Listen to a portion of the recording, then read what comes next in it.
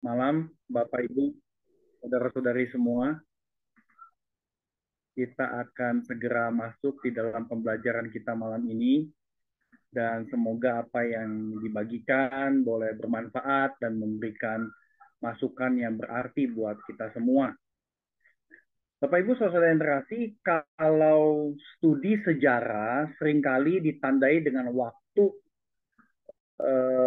sebelum dan sesudah Masehi, BC atau AD, atau juga BCE ya, Before Common Era, dan kemudian Common Era, maka tema malam ini mengenal ibadah Kristiani bisa juga ditandai dengan BP dan AP, ya, Before Pandemic dan After Pandemic. Nah, Bapak Ibu, banyak sekali jemaat Kristen gereja yang dikondisikan melalui pandemi untuk mengenal ibadah Kristiani dengan lebih baik dan lebih mendalam. Nah, kita sebagai gereja khususnya seakan-akan dipaksa untuk menanyakan ulang alasan-alasan di balik segala rutinitas ibadah mingguan yang sudah menjadi semacam ritual, bahkan buat sebagian orang-orang Kristen, ritual itu dikatakan mematikan rohani mereka. Karena ritual yang mingguan itu dilakukan tanpa pengertian. Nah, Bapak Ibu saya yang terkasih, semasa pandemi, semua gereja itu mengalami semacam kebingungan untuk melaksanakan kebaktian secara virtual. Kebingungan itu nampak melalui berbagai macam pertanyaan seputar apa yang boleh dan tidak boleh dihapus dari kebaktian gerejawi. Bagaimana perjamuan kudus dilakukan? Ada gereja yang akhirnya tidak lakukan perjamuan kudus selama berbulan-bulan. Apalagi baptisan. Karena melibatkan air, susah sekali ya melakukan baptisan secara virtual. Dan kemudian kebingungan juga bercampur aduk dengan perasaan takut melakukan kesalahan. Dan ini mewarnai banyak sekali pemimpin gereja. Kerepotan terjadi bagi gereja yang minim sumber daya, ya, khususnya sarana prasarana, kamera, internet di gereja dan sebagainya. Dengan begitu kebingungannya jadi berlipat ganda. Nah, tentu ada juga pemimpin-pemimpin gereja yang merasa bersalah ketika orang tua mengeluh karena anak-anak mereka nggak bisa ikut kebaktian secara online. Kenapa begitu? Karena kebaktian yang dilakukan gereja hanya dirancang dan diasumsikan untuk orang-orang dewasa, sehingga mengabaikan keluarga, dalam hal ini anak-anak, remaja, dan generasi muda di dalam setiap keluarga. Nah, sayangnya gereja tidak mampu melakukan kebaktian yang merangkul semua generasi usia semasa pandemi. Akhirnya, apa yang terjadi adalah keluarga di dalam satu atap rumah dipisah-pisah dengan kebaktian kategori-kategori, khususnya kategori usia. Nah, pendekatan ini memperlihatkan bahwa memang banyak pemimpin rohani, khususnya gerejawi, yang belum mempunyai pola pikir yang integratif, baik dari sisi pembangunan jemaat Tuhan maupun dari sisi penghayatan ibadah Kristiani yang Tuhan Allah inginkan. Nah, apa yang baru saja saya sampaikan tentu hanyalah sebuah potret cepat di mana kita semua mengalami before pandemic dan kemudian after pandemic tersebut. Nah, Bapak Ibu, apa yang saya sampaikan sebagai sebuah snapshot ini memicu banyaknya seminar, webinar, zoominar, pelatihan seputar ibadah dari sisi pelatihan teologi ibadah sampai ibadah secara teknikal, bagaimana menyusun ibadah dengan baik, liturginya, iringan musiknya, dan sebagainya. Ada seorang teolog dari Inggris, muridnya Gordon Wenham, seorang ahli perjanjian lama. Teolog ini bernama Robin Perry. Beliau menanyakan satu pertanyaan krusial, khususnya ketika melihat menjamurnya pembelajaran seputar ibadah Kristiani. Ini pertanyaannya, kapan sebuah momen ibadah atau penyembahan tidak lagi layak menyandang ibadah Kristiani? Kapan sebuah kebaktian di mana orang-orang Kristen itu berkumpul hanya sekedar orang yang ngaku Kristen yang merasa sedang. Nah, pertanyaan ini mengajak kita waspada bahwa perbincangan seputar ibadah dengan label Kristen belum tentu betul-betul Kristiani. Kenapa? Karena belajar ibadah Kristiani tanpa mengubah cara kita beribadah dan tanpa mentransformasi pengenalan kita akan siapa yang disembah, jangan-jangan kita hanya menyembah topik ibadah. Nah, bersyukur sekali ya, tadi kita diberikan informasi bahwa ada adik kita, ya, Michael Raharja, ya, yang baru kelas, tapi rindu sekali ya untuk dapat menerima pembelajaran demi pengenalan akan Tuhan Allah yang dipercayanya. Saya kira ini sebuah motivasi yang besar sekali buat saya, ya. Jadi bersyukur sekali Michael bisa bergabung. Nah, jelas sekali lagi ibadah Kristen, kalau kita belajar ibadah tetapi tidak mengubah cara kita beribadah dan tidak mentransformasi pengenalan kita akan siapa yang disembah, jangan-jangan kita hanya menyembah topik ibadah.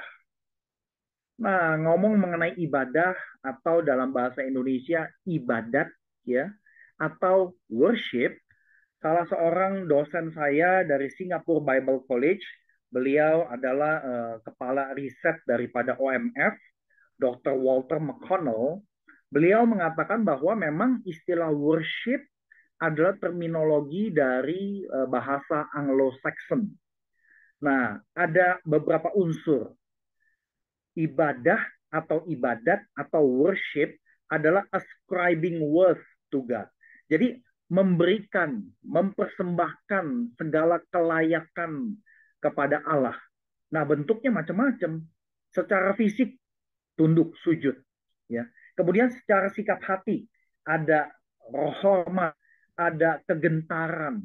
Kemudian secara etika moral kehidupan, itu menghidupi etika-etika yang diajarkan dalam Alkitab.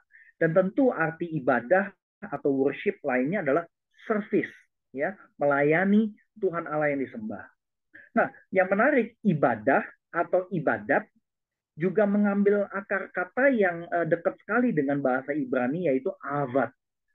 Nah, ini punya korelasi dengan bahasa Arab dan kemudian menjadi bahasa serapan bahasa Indonesia menjadi abdi, ya. Jadi ibadah atau beribadah sebenarnya adalah mengabdi kepada Allah yang diberitakan di dalam Alkitab. Nah, intinya Bapak Ibu sekalian terkasih, ibadah Kristen atau ibadah Kristiani adalah mengenai siapa yang kita sembah, yaitu Allah Bapa, Putra, dan Roh Kudus. Nah, buat kita yang suka sekali teologi gitu ya, berteologi sebenarnya adalah proses pencarian jawaban atas kehidupan. Dan proses pencarian jawaban ini terjadi di hadapan hadirat Allah. Seorang teolog dari Australia, teologi itu bukan semata-mata pembelajaran ide-ide para teolog, yaitu manusia, mengenai Allah. Teologi adalah pembelajaran mengenai Allah yang hidup. Jadi dengan kata lain, teologi, dalam hal ini teologi Kristiani, adalah membicarakan tentang Allah selagi kita berada di hadapan hadirat Allah. Nah, ini juga satu hal yang luar biasa sekali dan saya kira ini cukup digarisbawahi oleh Profesor Yoas Adinarta, Adi Prasetya. Profesor Joas menegaskan, pendengar pertama dari teologi adalah Allah. Dan teologi adalah pujian linguistik dari umat kepada Allah. Jadi teologi prima adalah ibadah dan pujian. Jadi ini satu statement yang menurut saya bagus sekali, ya. Dan kemudian teolog lainnya dari Barat, dari Calvin University, Nicholas Walter Stolz, yang juga merupakan sebenarnya seorang filsuf, menyerukan bahwa Christian theology is about the God Christian worship. Jadi bicara mengenai teologi Kristiani atau teologi Kristen, kita perlu membicarakan siapa Allah yang disembah oleh umat Kristiani. Oleh karena itu, mengenal ibadah Kristiani tidak bisa terlepas dari mengenal Tuhan Allah yang disingkap di dalam Alkitab sebagai Allah Bapa, Putra, dan Roh Kudus. Nah, mengenal Allah menjadi semacam fondasi, pijakan, atau bahkan jangkar yang non-negotiable dalam mengenal ibadah Kristiani. Nah, Robin Perry juga menekankan worship is about God. Dan Allah yang diperkenalkan di dalam Alkitab adalah Allah Tritunggal. Oleh karena itu, penyembahan atau ibadah adalah mengenai siapa Allah Tritunggal itu sendiri. Jadi ibadah Kristiani adalah penyembahan kepada Allah Bapa melalui Yesus Kristus dengan pertolongan dari Roh Kudus. Dengan kata lain, kita bisa membagi secara sederhana, objek utama penyembahan atau ibadah adalah Allah Bapa. Lalu kita memahami cara menyembah yang berkenan kepada Allah Bapa melalui Yesus Kristus yang adalah mediator sekaligus teladan yang menunjukkan penyembahan yang sempurna itu yang seperti apa.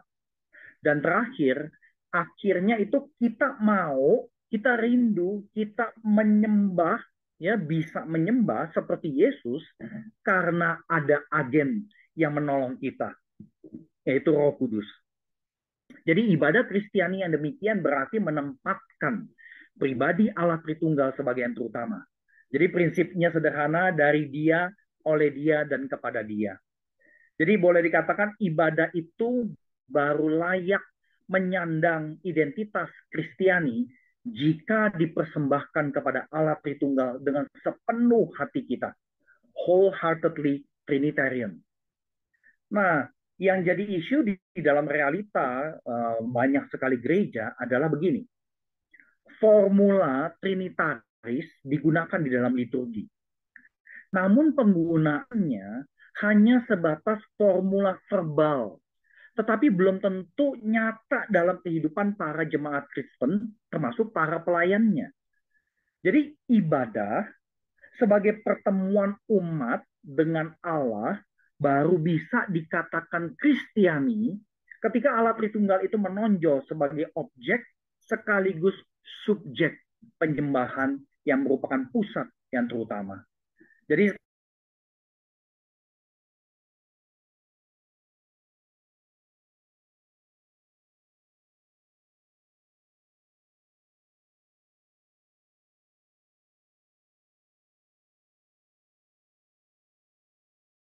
unsur relasional sebagai yang teratas dalam praktika peribadahan. Prinsip relasional ini sifatnya mutlak, sebab natur diri Allah yang diberitakan dalam Alkitab adalah Bapa, Putra, Roh Kudus yang saling berelasi dengan natur diri Allah ini sifatnya mutlak dari kacamata iman Kristiani yang diberitakan dalam Alkitab.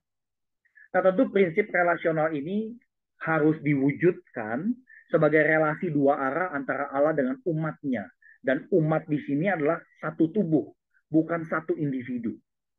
Nah, relasi dua arah tersebut diatur agendanya oleh Allah sendiri dan bukan diatur oleh manusia. Jadi dengan kata lain, wholeheartedly Trinitarian itu bisa dihidupi secara real jika komunitas orang percaya dan para pelayan Tuhan menghidupi relasi tersebut sehari lepas sehari. Berelasi dan bergaul dengan Allah dalam keseharian itu dimungkinkan. Karena kita dicipta sebagai ciptaan yang diberikan kapasitas untuk bersekutu dengan pencipta. Ada nafas Allah di dalam diri kita. Itu yang kita percayai sebagai umat Kristiani. Nah, Bapak Ibu saudara terkasih, prinsip ibadah Kristiani yang pertama ini memperlihatkan adanya korelasi antara pengenalan terhadap pribadi Allah sebagai Trinitas dengan pendalaman jati diri kita sebagai manusia. Nah, pemahaman yang lebih mendalam mengenai bagaimana kita ini segambar, serupa dengan Allah, bisa menolong kita untuk menyembah Allah secara utuh. Yaitu penyembahan yang bersesuaian dengan natur diri Allah yang relasional. Manusia itu segambar dan serupa Allah sebagai makhluk dalam relasi, beings in relation. Dari sini kita bisa beralih ke prinsip kedua mengenai ibadah Kristiani. Manusia itu segambar serupa Allah sebagai being in relation, dan hanya Yesus Kristus yang memenuhi apa arti penghayatan segambar dan serupa Allah. Yesus Kristus itulah the exact imprint of God menurut kitab Ibrani pasal 1 dan Kolose pasal 1 ayat 15 sampai 20. Jadi Bapak Ibu, dengan Yesus adalah satu-satunya manusia yang menghidupi esensi dari being in relation, maka ibadah itu Kristiani selama kita mau senantiasa belajar meneladani Yesus dalam aksi-aksi peribadahan. Nah, salah satu aksi ibadah yang sudah mendominasi di sepanjang sejarah adalah penyampaian firman Tuhan. Ya, dalam kalangan tradisi reform dan injili, bentuknya khotbah. Ya, khotbahnya 40 menit, 1 jam, bahkan mungkin ada yang lebih ya. Dan kemudian aksi yang mendominasi lainnya di sepanjang sejarah gereja adalah mengekspresikan puji-pujian lewat beraneka ragam nyanyian dengan iringan musik. Nah, tentu dominasi nyanyian, musik, alat musik sangat menonjol di abad 20, khususnya setelah Perang Dunia Kedua. Era tersebut melahirkan contemporary Christian worship and music. Jadi musik sudah menjadi alat pemersatu generasi muda sekitar tahun 70-an di Amerika Serikat. Dengan adanya globalisasi, seluruh produk musik dan nyanyian Kristen yang dipelopori oleh gereja Pentakosta Harismatik menjadi fenomena global. Nah, ada dampak positif maupun negatif, dan ini sudah mewarnai gereja-gereja secara global. Salah satu dampak yang sering disorot adalah ibadah musikal yang dijadikan platform untuk menjangkau manusia yang belum percaya Kristus. Nah, ketika upaya ini terus dilakukan, ibadah lama-kelamaan disamadengankan aksi menyanyi dengan penuh semangat dan emosi. Jadi semua ornamen budaya masuk ke dalam ibadah Kristiani dan digunakan, tapi tidak selalu mempertimbangkan pertanggungjawaban terhadap teologi Kristen itu sendiri. Para pemimpin Kristen cukup sering mengutip perkataan Paulus di dalam Perjanjian Baru. Selama Kristus diberitakan, maka apapun boleh digunakan. Ya. Nah, tanpa disadari, Yesus Kristus dijadikan sajian utama, tapi kemasannya itu adalah ekspresi budaya kontemporer yang sangat dipengaruhi oleh budaya populer dan budaya Amerika. Banyak yang menganut prinsip kurang lebih seperti ini. Yang paling penting kan isinya, yaitu Kristus. Kemasannya mah sekunder. Jadi silakan pakai kemasan apa saja. Nah, saudari, ketika saya mencoba merenungkan terus dan mendalami ibadah Kristiani, saya mendapati prinsip ini mengandung setengah kebenaran, ya, half truth. Contoh yang dekat sekali sama kita adalah peristiwa Celebrate Christmas in Singapore. Tiap tahun Orchard Road itu didekorasi sebagai perayaan Natal, dan tentu ini menarik turis dan devisa ya. Jadi Singapura itu tambah kaya setiap akhir tahun ya, karena banyak orang Indonesia yang punya duit datang ke sana dan belanja dan sebagainya. Nah, ketika melihat fenomena ini, ada 3-4 orang Kristen ya sekitar 25 tahun yang lalu mencoba menggunakan kesempatan perayaan Natal sebagai budaya di Singapura dengan cara mendirikan yayasan. Yayasannya disebut CCIS ya. Untuk tujuan utamanya adalah di tengah-tengah keramaian manusia, yayasan ini mencoba mengajak gereja untuk mempresentasikan Injil di tengah hiruk pikuk manusia sedang berbelanja, sedang jalan-jalan, sedang having fun dan sebagainya. Dengan kata lain, Injil itu dikemas, menempel dengan budaya konsumerisme, shopping, branded goods, budaya sentimental yang begitu romantis di akhir tahun. Udah gitu jalan-jalan di Orchard Road di Singapura itu aman, nggak ada copet, nggak ada yang nodong dan sebagainya. Jadi feelingnya enak sekali. Dan kemudian budaya keindahan dari jutaan lampu artificial dan sebagainya. Ditambah lagi ada performance ditampilkan. Nah, yang menarik adalah begitu berita Injil itu sendiri terus coba ditampilkan lewat drama, lewat lagu, lewat macam-macam acara ya di pinggir jalan Orchard Road. Tapi berita itu tenggelam oleh segala macam ornamen dan kebisingan yang ada. Dengan kata lain, Injil yang substansinya adalah Allah turun menjadi sama dengan manusia dalam segala kesederhanaan, sulit didemonstrasikan menggunakan kemasan yang bertolak belakang dengan kesederhanaan itu sendiri. Jadi sekali lagi kita tidak bisa terus menggunakan argumen, yang penting kan isinya, yaitu Injil, Kristus. Kemasan adalah sekunder. Nah, menurut saya kemasan yang digunakan untuk mendemonstrasikan Injil bukan sesuatu yang sifatnya sekunder. Karena isi dan kemasan memiliki kepentingan yang sama. Begitu pula dengan ibadah Kristiani, saudara.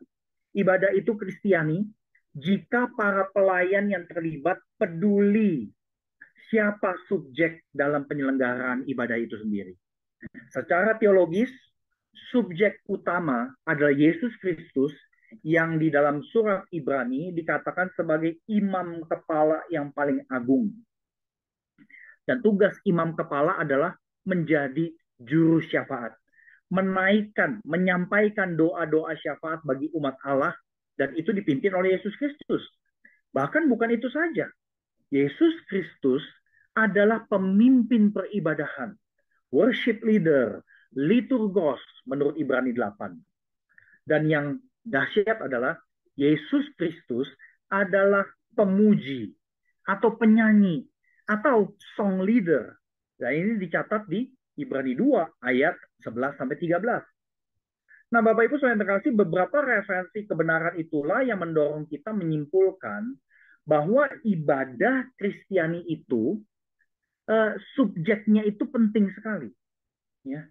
Ibadah itu Kristiani jika subjek penyelenggaraannya bergantung total kepada Kristus dan bukan kepada keterampilan manusia bermain musik atau harisma seorang pemimpin.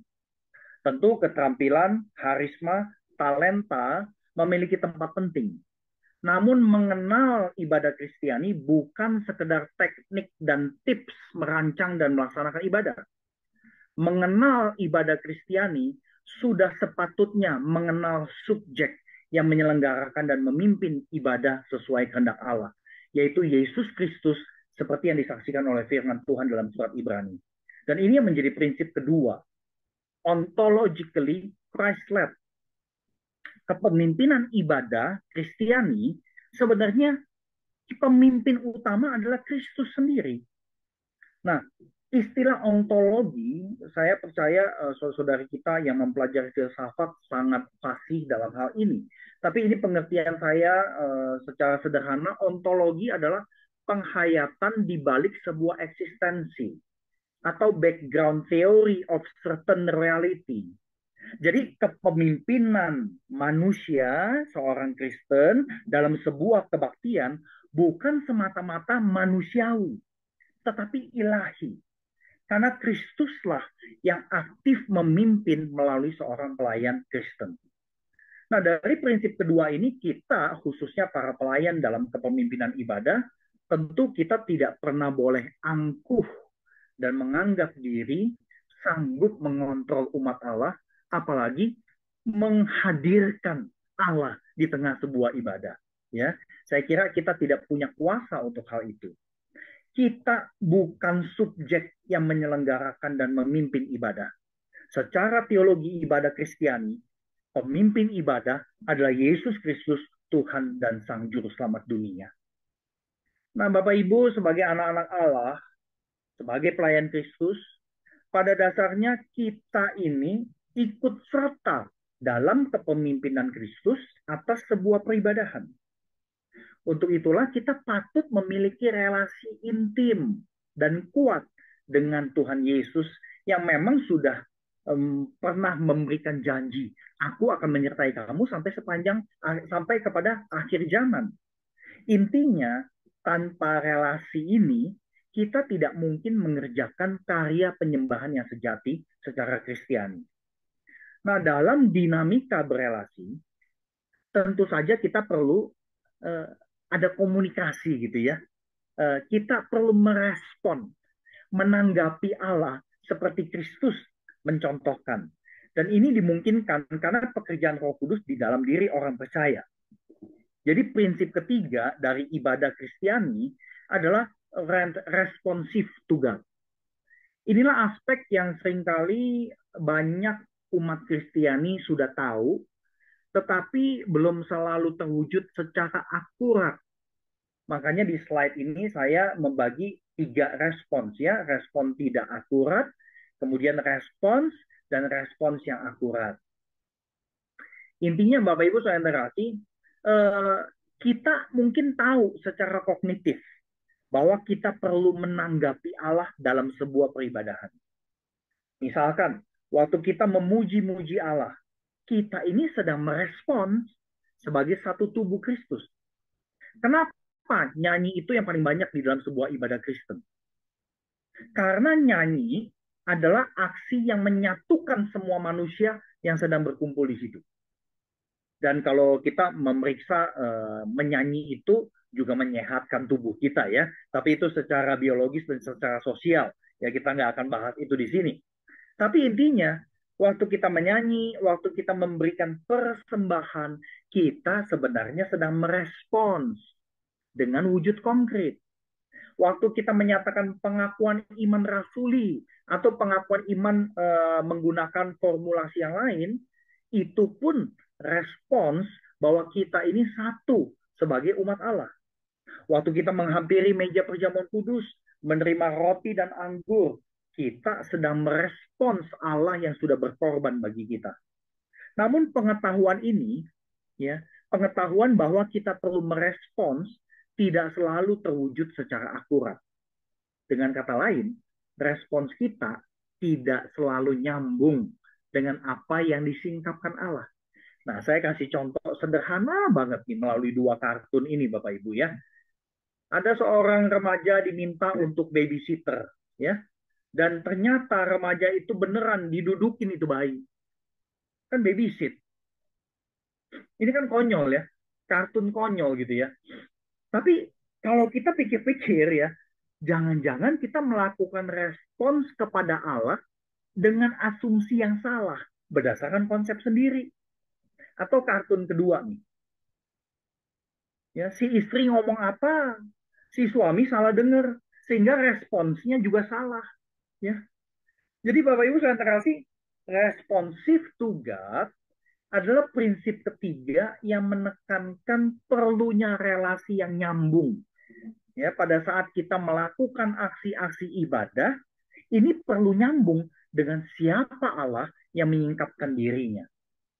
Nah, kalau kita baik-baik simak dengan kesungguhan, Allah itu mengungkapkan dirinya di dalam Alkitab sebagai penyayang dan pengasih, panjang sabar, berlimpah kasihnya dan setianya, meneguhkan kasih setianya kepada beribu-ribu orang, mengampuni kesalahan, pelanggaran, dan dosa.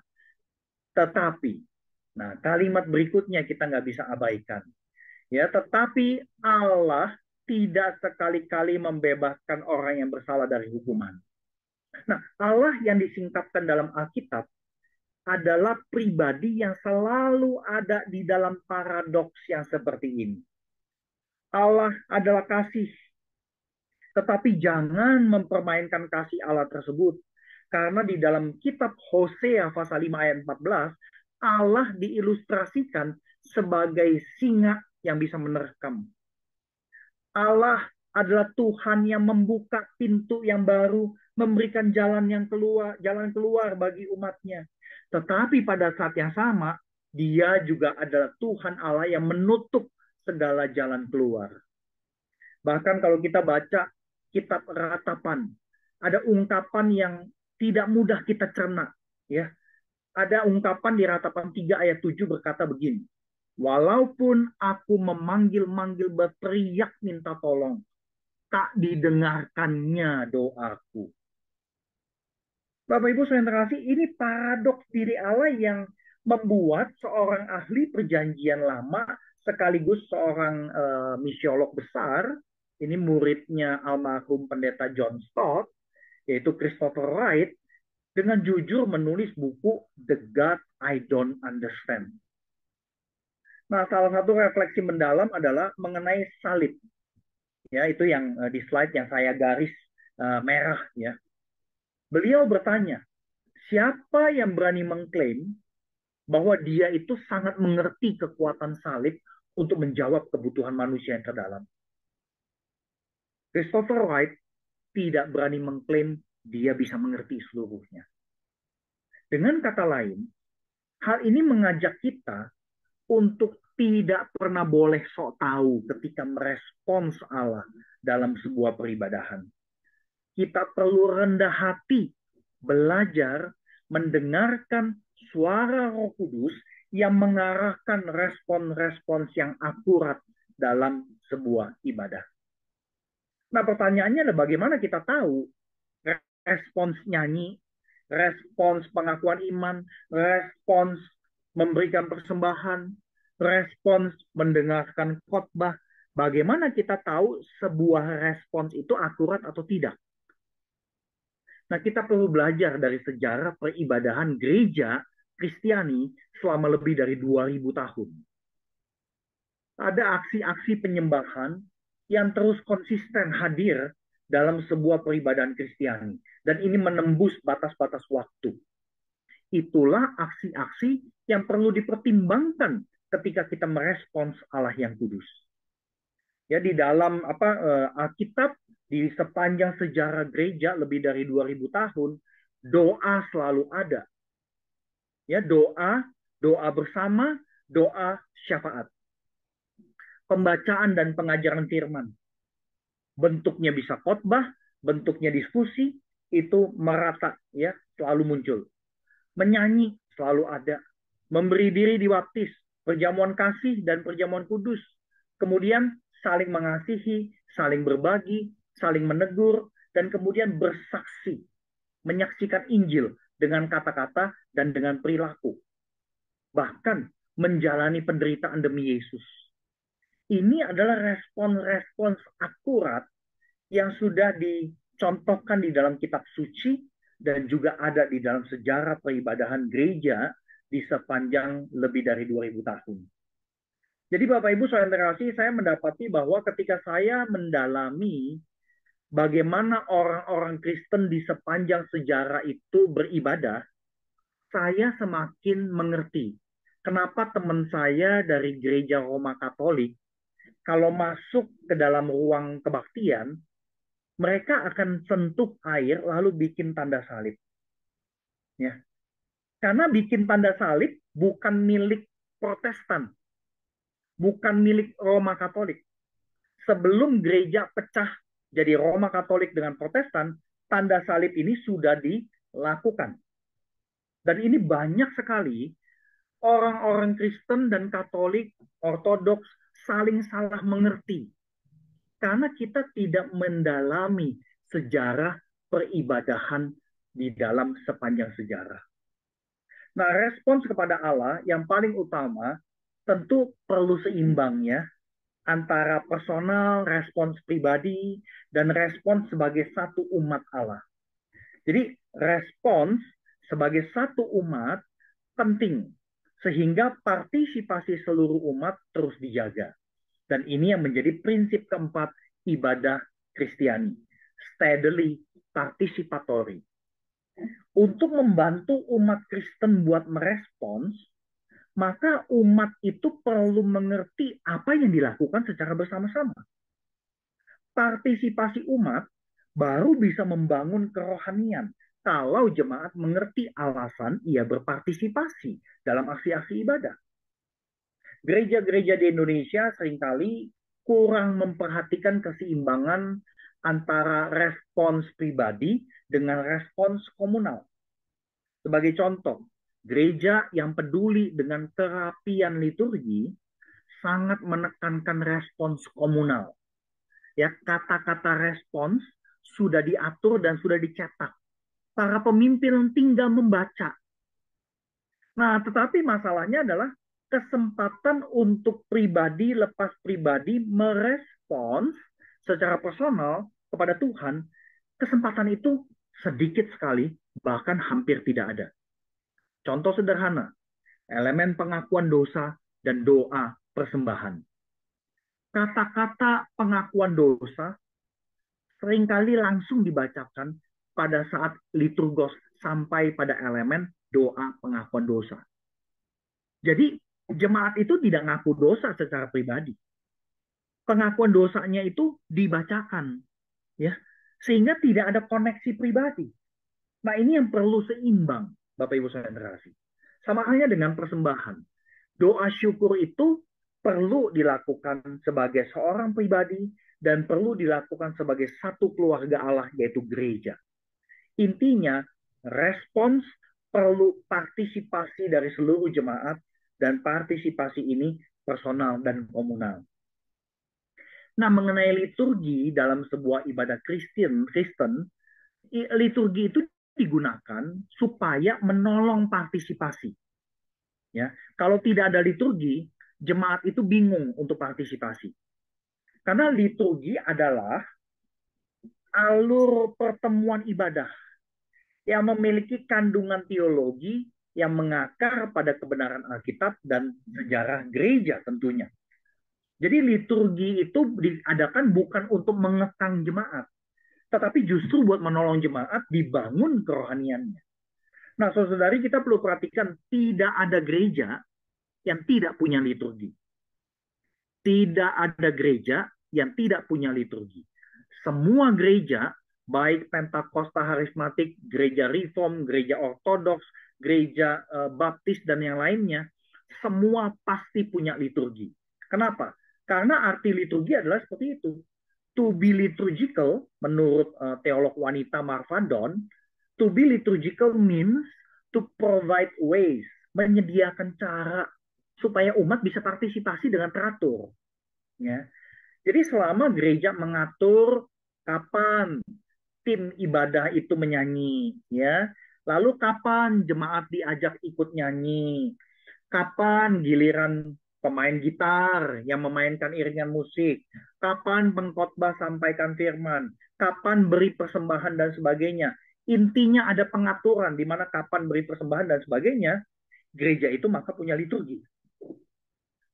Nah, ibadah itu Kristiani hanya jika kebaktian melibatkan seluruh umat Allah. Jadi ibadah itu bukan tontonan, ya. Sebab natur peribadahan Kristiani bukan individualistik, tetapi sebagai satu tubuh atau sebagai satu keluarga Allah. Nah, waktu kita dijumpai Tuhan Allah dalam peribadahan, hal utama yang kita perlu periksa adalah terjadi atau tidak perubahan hidup. Ya. Kalau memang betul Allah menjumpai kita, maka perubahan hidup seharusnya terjadi. Dan Bapak Ibu saya terkasih, sebenarnya kita boleh-boleh saja ya datang ke kebaktian, berharap untuk diberkati, dijamah oleh Tuhan, disentuh, diberi jawaban doa, dikuatkan, itu boleh-boleh saja. Tetapi hal ini bukan berarti kebaktian dirancang untuk kepentingan individu, ya, sebagian terutama. Ya, bukan demikian. Ibadah itu Kristiani ketika Allah dijunjung tinggi sebagai yang terutama. Pemuliaan diri Allah pasti menjawab kebutuhan manusia yang beribadah. Sebab Allah kita adalah Allah yang peduli atas keperluan hidup manusia. Ia adalah gembala yang teragung dan terbaik.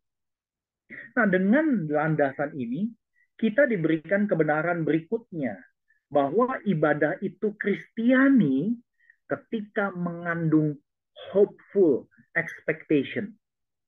Ibrani 6 ayat 19 sampai 20. Pengharapan adalah jangkar yang kuat dan aman bagi jiwa kita. Karena Yesus sudah masuk ke dalam ruang Maha Kudus. Ya, Yesus itulah perintis kita. Jadi ibadah itu betul-betul Kristiani ketika seluruh pelaksanaannya membawa kita kepada pengharapan yang kuat dan aman karena Yesus Kristus. Jadi kebaktian baru memberi signifikansi kekal ketika membuat kita makin mempunyai harapan bersama Yesus Kristus.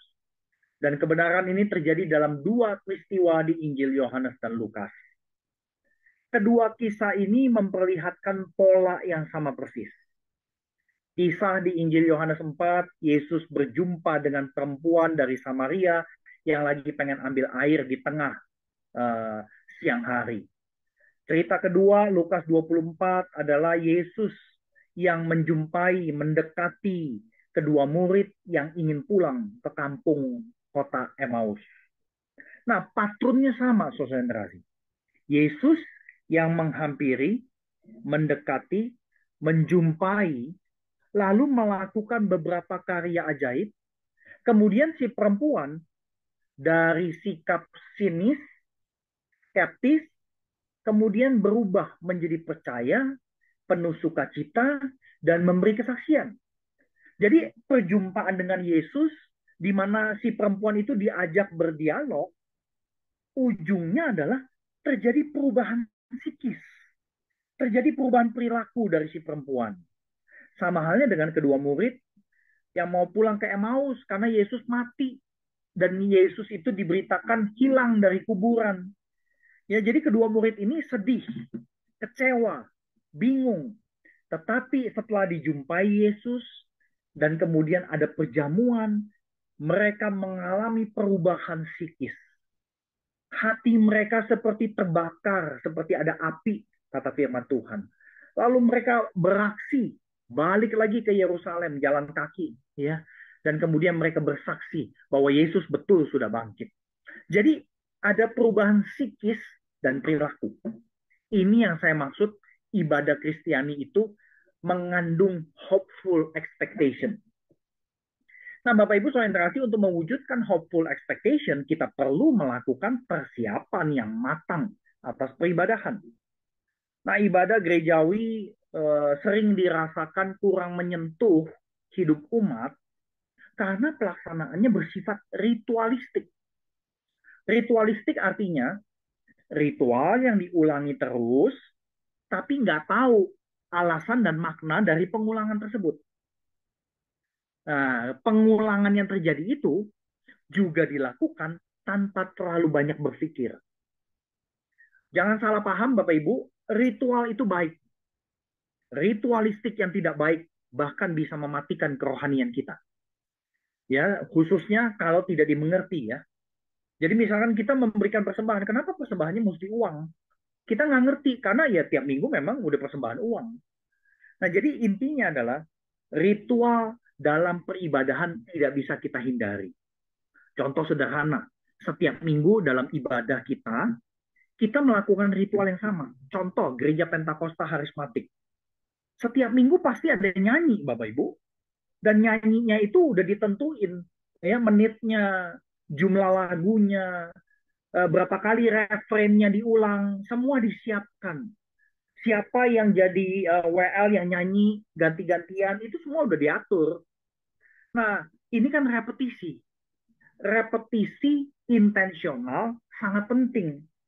Karena proses bagaimana nyanyian itu bisa nyentuh emosi, nyanyi itu nggak bisa cuma satu kali selesai. Kalau nyanyi satu kali selesai itu kayak cuma basa-basi sama Tuhan, gitu ya. Jadi sebenarnya kita bisa saling belajar nih, ya. Repetisi yang intensional adalah proses bagaimana nyanyian itu bisa menyentuh emosi. Tapi untuk zaman sekarang, repetisi intensional tidak cukup, Bapak Ibu. Kita perlu repetisi intensional sekaligus variatif. Teman-teman dari gereja dengan ibadah kontemporer banyak terlatih dalam hal ini, yaitu memvariasikan repetisi nyanyian dengan modulasi, naik kunci, temponya dicepatin, dilambatin, dan sebagainya. Intinya Bapak Ibu, repetisi dan variasi intensional inilah yang merupakan kreativitas dalam ibadah. Dan menurut saya, kreativitas ibadah wajib dipersiapkan supaya pengharapan itu bisa dihadirkan. Dan ini yang menjadi prinsip keenam ibadah Kristiani, intentionally kreatif. Kenapa? Karena Allah yang kita sembah adalah Allah yang kreatif sejak dari Kejadian 1. Jadi ibadah Kristiani itu sebenarnya tidak boleh anti seni. Sebab perjumpaan dengan Allah bukan ilmu fisika. Perjumpaan dengan Allah adalah sebuah seni relasi. Di samping itu kita manusia diciptakan Allah sebagai makhluk yang menangkap makna melalui beraneka ragam cara. Apa yang kita lihat, apa yang kita dengar, apa yang kita raba, apa yang kita rasa, kita cium adalah panca indera yang menerima input ke seluruh diri kita. Input inilah yang diolah oleh Roh Kudus menjadi intuisi rohani untuk menangkap hadirat diri Allah yang supranatural dalam ibadah. Yang perlu kita hayati adalah kreativitas dalam ibadah Kristiani bukan sesuatu yang sifatnya random, spontan, serabutan, tergantung mood sama feeling si seniman. Ya, ini yang seringkali salah kaprah. Ya, begitu ngomongin kreativitas adalah ya nanti tunggu aja, tunggu inspirasinya datang 1 menit sebelum kebaktian. Nah, nggak bisa seperti itu. Ya, di dalam konteks ibadah Kristiani bukan itu maksudnya. Nah, bagi seorang inovator dunia, Steve Jobs, creativity is just connecting things. Jadi kreativitas bukan menjadikan sesuatu dari ketiadaan menjadi ada. Kita manusia nggak bisa, saudari. Kreativitas yang level tersebut hanya dimiliki kuasanya oleh Tuhan Allah Sang Pencipta. Kreativitas dalam ibadah Kristiani adalah proses observasi atas apa yang ada dan koneksi elemen-elemen yang ada dan kemudian menjadi karya yang baru. Observasi mendalam atas makna di balik tiap elemen liturgi akan menolong kita menghadirkan ibadah yang kreatif. Tanpa observasi makna liturgi secara mendalam, kita sulit melakukan koneksi antara elemen liturgi dengan konteks jemaat yang beribadah. Nah, ada satu contoh yang sangat sederhana dan memang contoh ini lebih banyak dipraktekkan oleh gereja-gereja tradisional, ya, yaitu penggunaan votum. Ada seorang teolog yang sangat terkenal di kalangan tradisi Reform Injili dari Belanda, ya, Abraham Kuyper, seorang pendeta yang kemudian menjadi prime minister di Belanda. Ya, beliau sangat dikenal di kaum Protestan di Indonesia, tetapi dari sisi pikiran teologi politik, ya. Nah, padahal Kuyper sendiri menulis pikirannya atas ibadah Kristen dan liturgi. Nah, sayangnya banyak teolog reform di Indonesia tidak memperhatikan pikiran Abraham Kuyper terhadap ibadah dan liturgi. Nah, ini ada satu resources yang penting sekali yang diterjemahkan dari bahasa Belanda ke bahasa Inggris. Ini yang saya kira perlu jadi pegangan sumber pustaka kita yang penting. Nah, votum. Votum di dalam tradisi gereja reform yang dari Belanda, karena kita dijajah Belanda, kita mewarisi tradisi itu. Votum adalah perkataan verbal sebagai tanda pengkhususan atau pengudusan pertemuan jemaat. Maksud adanya votum, ya, tujuan utama votum, poin kedua adalah mengajak tiap individu yang lagi ngumpul-ngumpul, lagi chit-chat, lagi ngobrol, untuk menjadi satu tubuh yang mengkonfirmasi kehadiran Allah. Jadi votum itu bukan menghadirkan Allah. Allah itu sudah hadir. Kita imani itu. Karena ia sudah janji. Jadi ketika votum dibacakan, dideklarasikan, tujuannya adalah untuk satu tubuh Kristus, yaitu gereja, mengkonfirm, ya, Allah hadir di sini. Nah, yang kemudian yang ketiga, votum itu bukan doa, Bapak Ibu. Jadi kalau lagi ada deklarasi votum, jangan merem. Itu bukan doa, gitu ya. Votum itu deklarasi. Yang keempat, votum boleh diucapkan oleh yang bukan pendeta. Karena saya tahu masih banyak gereja-gereja tradisional yang harus pendeta. Nah, kalau gerejanya nggak ada pendeta, kagak ada yang berani melakukan votum. Nah, ini yang menurut saya kita perlu belajar dari sejarah menurut Abraham Kuyper. Karena ini praktek yang kita warisi dari tradisi gereja Belanda. Kemudian votum itu isinya adalah Mazmur 124 ayat 8. Dan ini menurut sidang gereja Reform ya, Synod of Dordrecht ya di Belanda 1574. Nah, yang terakhir Mazmur 124 ayat 8 sebagai isi votum ternyata tidak mutlak Bapak Ibu. Ya, di dalam sumber pustaka ini Kuiper menyebutkan kita boleh pakai kitab Wahyu pasal 1. Cuma Wahyu pasal 1 itu kepanjangan. Ya, karena votum itu short declaration, sebuah deklarasi pendek. Ya. Jadi intinya Mazmur 124 ayat 8 itu tidak mutlak. Jadi kalau pendeta atau ada pelayan menggunakan votum dari bagian Alkitab lain, ya jangan dikritik. Ya. Karena isinya itu tidak mutlak. Yang mutlak adalah votum itu dilakukan sebagai sebuah pengkhususan, pengesahan ya dari sebuah perhimpunan jemaat. Nah, Bapak Ibu, kalau itu substansi makna dari elemen liturgi yang namanya votum, maka kita boleh mengkreatifkan pelaksanaannya. Votum perlu ada tiap minggu. Berarti ada repetisi. Ada penggunaan reguler. Tetapi repetisi itu perlu disajikan dengan variasi. Ya. Nah, kita perhatikan votum yang di dalam sejarah gereja Belanda, ambilnya Mazmur 124 ayat 8 yang berbunyi, pertolongan kita adalah dalam nama Tuhan yang menjadikan langit dan bumi. Perhatikan, istilah kita dalam bahasa Indonesia merujuk ke semua orang yang ada di dalam ruang kebaktian. Ya, benar ya? Kita merujuk ke semua orang yang ada dalam ruang kebaktian. Dengan sederhana, deklarasi votum berarti boleh diucapkan bersama-sama oleh seluruh jemaat di awal kebaktian. Jadi kalau ini contoh cepat sekali, contoh sederhana sekali, kita bisa menyusun bagian awal kebaktian dengan urutan liturgi seperti ini. Kita menyapa jemaat secara pastoral, kemudian menyampaikan panggilan ibadah, ya, bahwa kita ini bisa berkumpul bukan karena kita yang hebat, ya, tetapi karena Allah yang memanggil kita.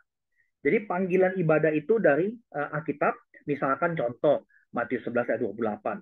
Marilah semua saudara-saudari yang letih lesu dan berbeban berat, datanglah kepada Kristus. Nah, setelah panggilan ibadah disampaikan, langsung jemaat merespons bersama-sama dengan kalimat votum yang ngambil dari Mazmur 124 tadi. Jadi ketika panggilan ibadah diterima, lalu respons diberikan, maka inilah menjadi sebuah kreativitas. Ya. Nah, jemaat itu bisa melakukan respons bersama-sama dengan mengucapkan kalimat votum dengan bahasa-bahasa yang berbeda. Ya, jadi ada yang orang Jawa misalkan di jemaatnya banyak ya, ada yang orang Batak mayoritas 40% misalkan, bahasa-bahasa yang ada di jemaat. Atau respons votumnya dilakukan dengan cara jemaat membunyikan Mazmur 124 ayat 8, tetapi di depan sudah ada 3 orang yang menggunakan visual bahasa isyarat. Atau kita juga bisa melakukan jemaat itu merespons dengan kalimat votum, tapi dinyanyikan. Pertolonganku datangnya dari Tuhan yang menciptakan langit dan bumi. Pertolonganku datangnya dari Tuhan yang menciptakan langit dan bumi. Ya, saya salah tuh nyanyinya tuh ya, karena nggak ada musiknya di sini. Ya, tapi buat Bapak Ibu soal generasi yang familiar dengan Mazmur, ini sangat bagus sekali. Jadi intinya kreativitas di dalam ibadah perlu supaya pengharapan itu bisa dialami. Namun kreativitas dalam ibadah Kristiani itu bukan bersifat random, spontan dan serabutan. Bukan berdasarkan feeling si seniman atau si pemimpin.